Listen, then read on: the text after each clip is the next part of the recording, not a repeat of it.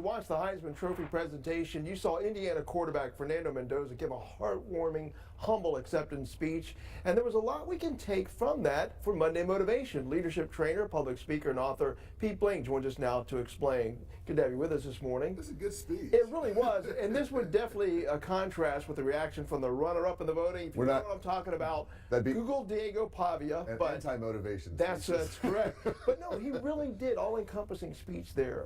It's hard when you're put in that moment because you probably try to plan what you're going to say. But I mean, a couple good things that he did that kind of apply to all of us, I think, is the first thing he did, which you saw, was he went through and knew that gratitude comes before talking about himself. Yeah. So he wanted to thank, I mean, who did he thank? Oh my gosh, everybody's teammates, coaches, players, staff.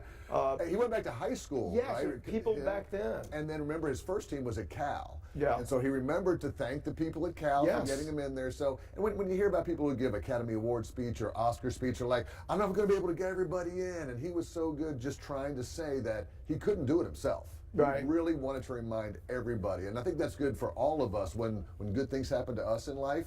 Yeah. No one's really a self-made person. And we should note he also thanked his mother. That was an emotional moment. Well, she suffers from MS. Yeah. So when you talk about family, a lot of times not all of us have perfect families. Right. Not all of us have great families. Some of us have different familial. Is that right, Mike? Familial relationships.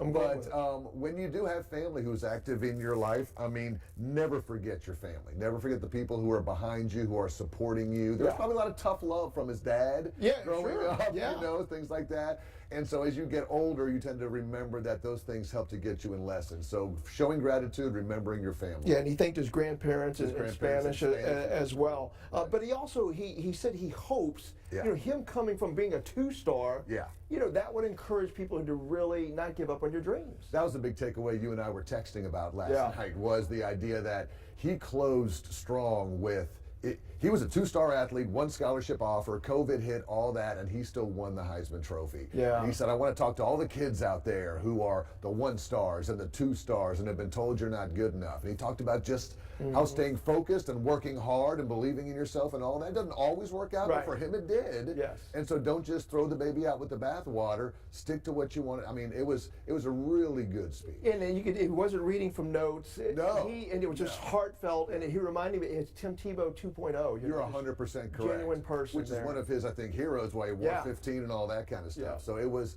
really good. He was 15, wasn't he?